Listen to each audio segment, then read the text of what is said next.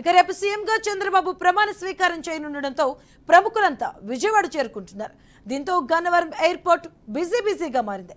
ఇప్పటికే హైదరాబాద్ నుంచి కుటుంబ సభ్యులతో కలిసి నారా లోకేష్, సతీమణి నారా బ్రాహ్మణి విమానాశ్రయానికి చేరుకున్నారు.